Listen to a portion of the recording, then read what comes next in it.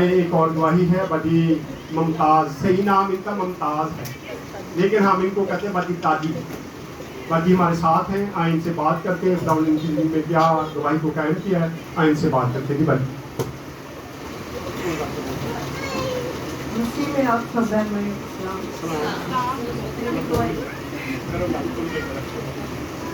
मेरी गवाही है कि मुझे 4 महीने पहले ना वो शुगर हो 400 से ऊपर थी। फिर मैंने भाई से दुआ कराई और वो 336 की आ।